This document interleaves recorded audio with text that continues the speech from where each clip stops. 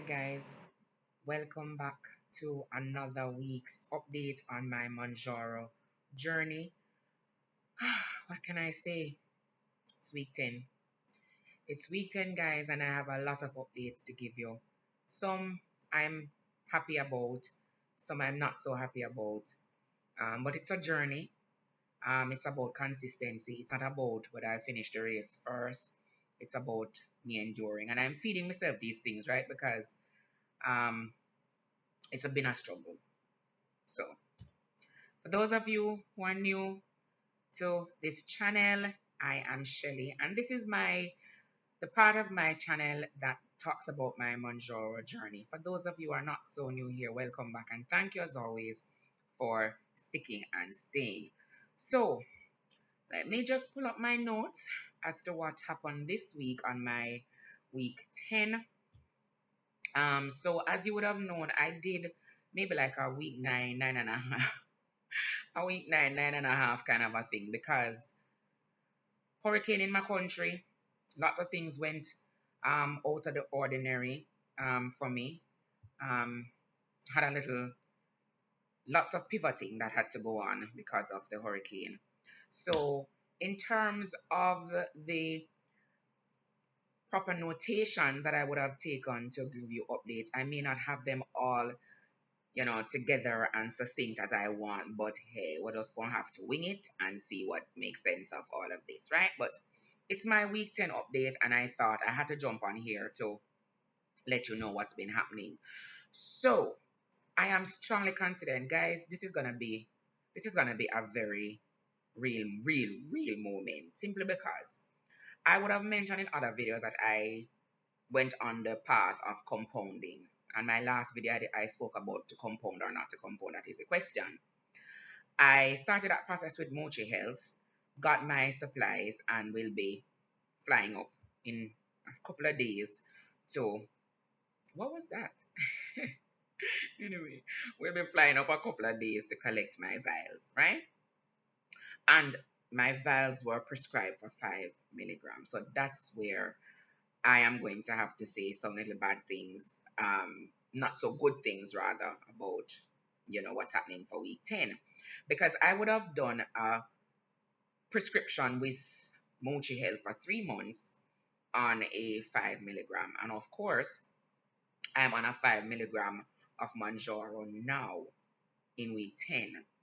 And she has plateaued. Yeah. She has plateaued. My blood glucose level is under control, still averaging 6.5, which is decent enough. Haven't done my A1C as yet. I plan to do that before the year ends though, because I usually go into the new year with a proper executive profile. But my day-to-day jobs, and I need to give you, if not the actual thing that I'm doing, at least the readings. But we'll see how that goes. But as I said, week 10 is a little bit him-ha for me because I have seemed to be plateauing on the 5 milligram Mounjaro. Like I have been on this for the last 4 weeks, 8 weeks, sorry, 8 weeks, and the scale has not moved a lot. But one of the things I've learned about this journey is that there are non-scale victories. So I'm gonna claim the non-scale victories. I'm gonna tell you about them. So for the last 8 weeks, guys, 8 weeks, 8 weeks of the many money, and I don't lose no weight on the scale. The scale barely move. Is that good? It probably is, because really and truly on these medications, you're not supposed to be losing more than 1 to 2 pounds per week.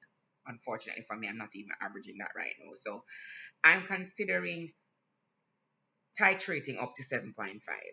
But remember, I spoke about that as a issue and a concern for me.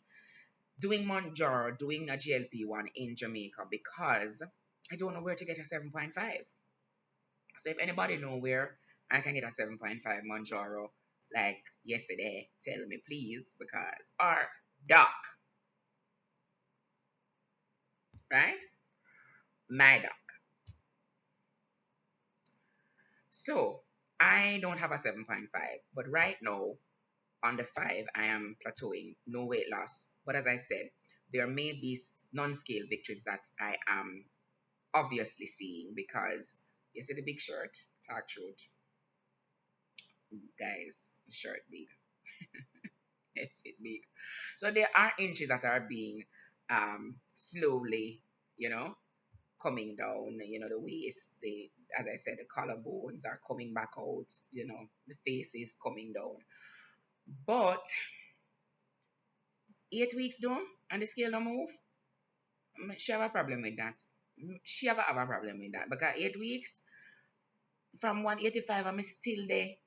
180, 180. A tida between the two. Um, so that's that.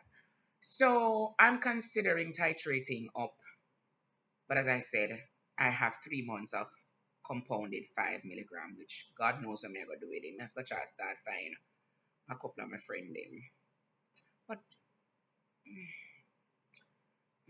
I'm gonna have to find a couple of people who wants to.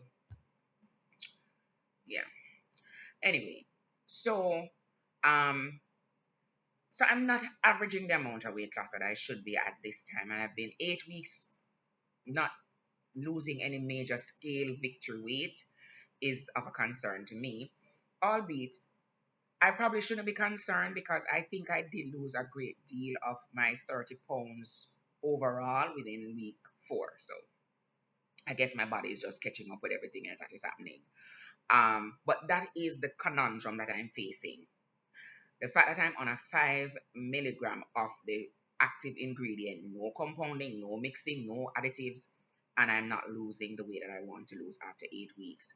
And she gone buy 3 vial a compounded 5 milligrams. So make it make sense. Make it make sense. Me have to go raffle them off or something because right now me don't know me go do with them. Anyway, that was the conundrum on the bad side. In terms of appetite suppression, that has been somewhat inconsistent. I have days when I don't want to eat. Like I'm thinking, what am I eating? Do I need to eat? I can't think of anything. And there are days when I'm just saying, oh my God, I could eat a Subway 12 inch. Like a 12 inch could go in on my belly right now. Like that's how I feel someday. Mm, mm, guys. Right. So like yesterday, um Monday, which was my major which was my Mounjaro on Monday. But remember, I took my Trizepatide Thursday. Confusion, and I'll talk about that right now. So yesterday, which was Monday, November 3rd, I was not hungry at all. I went through the entire day pretty much not wanting anything to eat. But then today, which is November 4th, I was just craving, like I wanted something to eat real bad. But then I wasn't feeling well in the early parts of the morning. So I don't know if that had anything to do with it because I was really feeling bad. But that was not as a side effect of Mounjaro or I just was having one of those days. Um, so I wanted to eat something and I did go out and had that 12 inch. But I didn't have the full 12 inch. I had like 6 inch. I had like 6 inch. Yeah, a 6 inch Subway sandwich, guys. And I could have had the other 12, the other six. Yeah. So the appetite suppression is inconsistent. Days that is just happening and just going no food, no food, no food, and then another day is like give me something to eat, give me something to eat. So I don't know what that's about, but that's a noticeable mention for week 10. Um, I do believe that the medication though, guys, is stable in my system, like. And that is probably where the inconsistency is coming from because it's not like I'm completely craving all the days of the week. It's just some days I just feel more hunger than others, and that may just be because I'm not eating on time. I don't know, but um, I don't think it's anything to really be um too concerned about. But of course, it's a noticeable mention, and we talk about these updates so that we can mention these things for persons who are slowly going to come on this journey with us. So I figure by now, as I said, the medication is in my system. And there are just days when I just need to eat. Maybe that's just what it is. Uh, Energy level, less snacking, on point, can't complain. The energy is up. I'm usually somebody who's very energetic, right? Usually have the energy to do a lot of things like all the time. I'm just on the go. Let me tell you about the energy and I'm buzzing it some them back. Right. The energizer bunny battery something in my back. I'm just always going. However, since being on Mounjaro, like the energy is just there. I'm like in my bed and I'm just wanting to get up and clean, and I just have this large amount of burst of energy every now and again, which I'm absolutely enjoying. I can't say that I'm not enjoying that at all because I love to be active. Um, but as I mentioned, the non-scale victories, if I find that my clothes are fitting better, some of them are very loose and just need some alterations, but am I not gonna wear them? Absolutely not. As you see, they're always dropping off my shoulder, and I always have to be doing this. But not a concern for me because hey, it's closed, so we'll figure that out. Right. So there are non-scale victories, changes that I'm seeing in my hips, my waist, my chest, my neck, my face. All of that is happening, and overall, I mean, regardless of not seeing it on the scale, I know things are happening with the medication. It's just that you want to see the scale move. That is how we feel on the on this journey, and that is how we feel as persons who are doing a GLP-1. We want to see the numbers on the scale move, and we want to see the numbers on our blood sugar move, and that is why we put out the effort to go through the due process of what it is that this thing requires. No side effects. Oh, not true. Not true. I noticed one side effect in week 10, which is hair loss. Remember, I was telling you before that I didn't have that? Yes, I am finding that some of whenever, I comb my hair or wash my hair, I'm finding more hairs falling out than normal. But I did some research on that and I was told by my provider from Muchi that any weight loss program that you're on, you're gonna lose weight. It's just a natural occurrence of losing weight. You're gonna lose some hair. So she did prescribe me something for the hair loss. I don't remember what it was, but I'm gonna look for it. So she did prescribe that something for me to use for the loss of hair, and I did order that as well, and we'll be taking that as soon as possible. Let me see if I can tell you what that is. Anyway, I may not be able to find it right now. Sorry, guy, but I'll leave it in the comment section. So yes, so one side effect in week 10 is hair loss. Guys, is it a lot of hair to write home about? Maybe not, but it's a noticeable mention. Only because I don't usually lose hair like that. So something to just mention. Um, but I am committed to the lifestyle, and that is a very important part that I want to mention. Very important. Committed to the lifestyle in the sense that even when I feel like the medication is, leaving my system, I still maintain some amount of healthy eating. Like I'll still have my 8 ounce and my Stanley full of water and my electrolytes and all of that. I still don't dabble too much into the crazy stuff like the fried foods. I don't. It's almost like you've learned some tools to assist you. They're not your super capes. They're not going to give you the armor of God. They're not going to do any of that. But they're going to teach you certain tools that you need to be mindful of to take you through your journey. So yeah, that's something that I need to mention as well. Um, so ultimately, what I've decided to do with all of this week's, you know, ebbs and flows and ups and downs, is I have decided that I may need to titrate up to 7.5. I don't know how I'm gonna do that, guys, because as I tell you, the conundrum is that I have 3 vials, which is representing 3 months of the compounded version on a 5 milligram. I don't know how I'm gonna do that, but I may just still, I may still continue on the 5 milligram and then titrate up to 7.5. I can't wait till March to do that. No, I can't wait till March to go to 7.5. But let's see. As I said, these things happen. It may just be a moment. It may not be anything that I'm going to not see any results from after this. But as I said, it's a noticeable mention that I have not lost any weight in 8 weeks. I'm just titter-tattering on between, like, for a moment this morning, I stepped on the scale and I saw 179. I was like, yes, she finally cleared the 180s. And by the time I step on, step back again, 181. So I just said, sure, I can't bother. Cause this scale play with me. I'm in the playing thing. And yeah, it was just about a lot of ramping.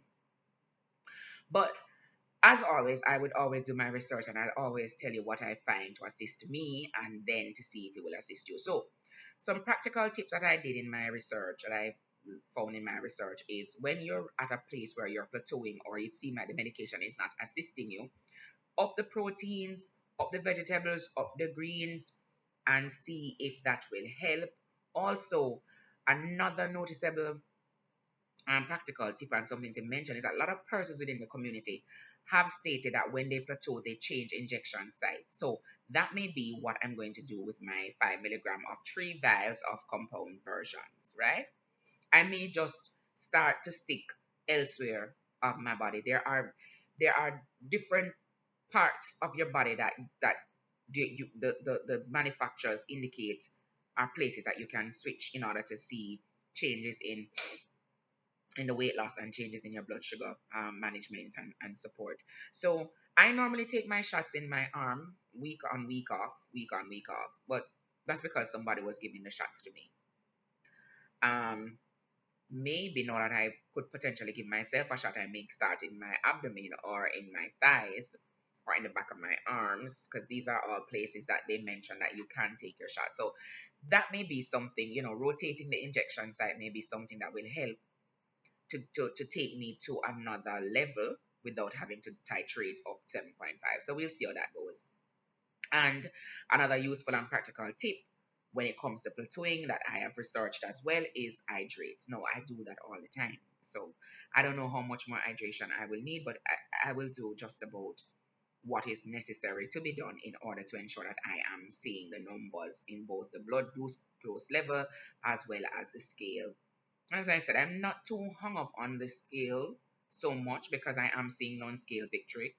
Um, as I said, there are non-scale victories everywhere in the clothes, in the face, in the hips, the thighs, all of that, the arms. They're all showing you that something major is happening to your body apart from what you're standing on the scale and seeing. So, as I said, I'm not too worried, but it's my update, so I have to give it to you. So, as you know, I'm titter-tattering, as I said, between 170. No, so I'm not titter-tatter between 179. I'm not lie pan ya. Media 180, 181.6. I just then two number them and fluctuate between for the last 4 weeks. I just saw me I go for the last couple of weeks. Well, me just have go so and so between them two number there. God bless this man when I see the 179. I was so happy. And in the split second when I see it, gone. Hmm. In other news, what are some major headlines in our community? What's happening with our Eli Lilly and Nova Nordics? Let's talk about it. So, this week in particular, Eli Lilly announced that its experimental oral GLP-1 pill or forgaplan forgaplan, guys, it will take some time to get used to these names, or forgaplan. It's pretty much meeting most of the criteria set by the US Food and Drug Administration, meaning that they are getting closer and closer to speeding up the approval process. So, for those of us who don't want to take injections, you will have a oral pill that will help you in your GLP-1. So, that's something exciting that Eli Lilly talks about this week.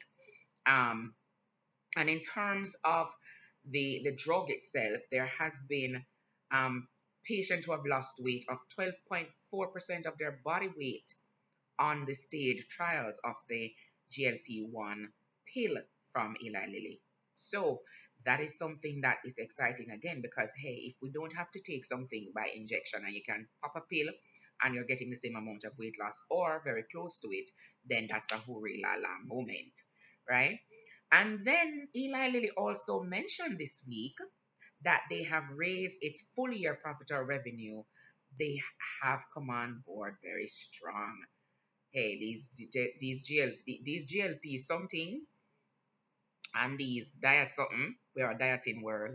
We're not even also a dieting country. We're a dieting world. We love to diet. We love to lose weight. We love to look good. We love to feel healthy. And it is showing in Eli Lilly's profit and bottom dollar. It is. And also, Nova has launched its GLP drug as well in Hong Kong, making, of course, an expansion in its weight management offerings to new regions. Now, if you know, you know. If you know, you know. These drugs are in most cases saturated within the United States, and if you want to get them, you either have to fly go get them.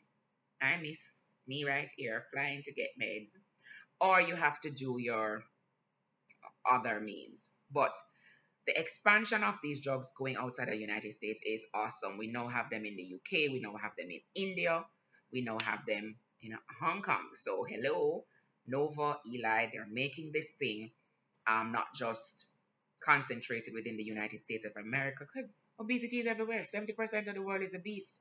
Let's understand that we need to help people outside of America, right? So Lilly and Nova are reporting that they are in deals, nearing a deal with the White House to significantly also lower the cost. Now, me did always tell you, about this expensive piece of drugs here. From a company, me telling you say it not cheap, and it's still not cheap. So the fact that Eli Lilly and Nova are reporting that they have deals coming with you with the White House. It's awesome. Guys, I get in a call. Very important call, so I have to take it. Bear with me, guys. Bear with me. Bear with me. Oh, did it end? I think so. I think it ended. Still important. Guys, still gotta call back. 1 minute.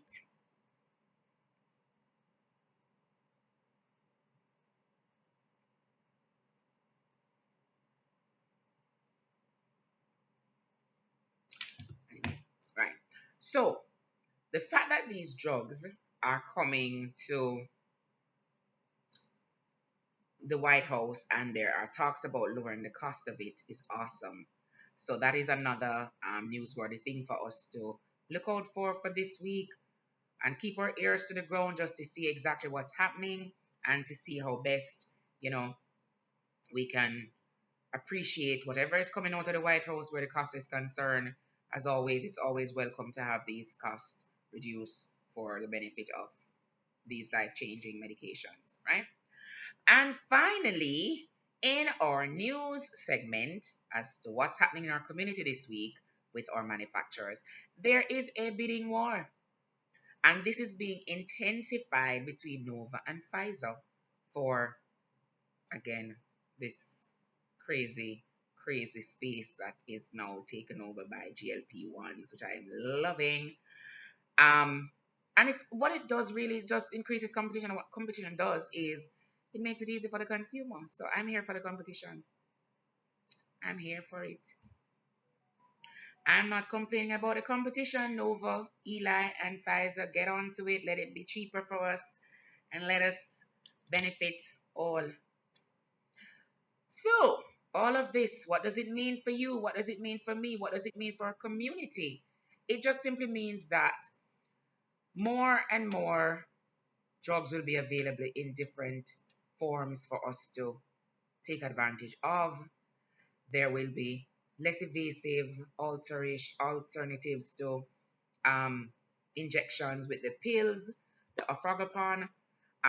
Lower cost and access just simply means that prices will make this GLP-1 therapy more affordable and widely covered.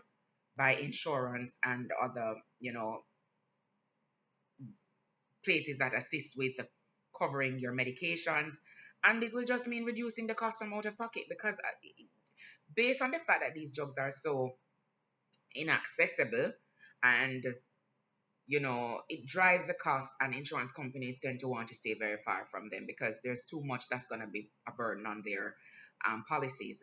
So the more they become global and just expanding and just being more affordable, is the more our insurance companies recover, and that would just mean more for everybody. um and as I said, pretty much that's it for the space in terms of what's happening with our providers, with our medication, with our community, with the GLP-1 therapy. And I just believe that keeping your eyes out on what's happening, with this space is always important, especially if you're on the journey, or especially if you're considering going on the journey. It's always good to know what's happening and staying abreast of what's taking place in the news with Lily, Nova Nordics, or anybody else that's coming. So, guys, that's this week's update. I have to return the call. It goes. Um, the other work continues. But I just wanted to give you my week 10 update, guys. Thank you once again. And you will notice a little change in the channel. I'll have an episode on that, but I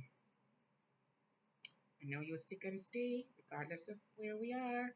So thank you guys. See you in another episode. And it's now called Conversations with Shelly, taking you always beyond the ordinary.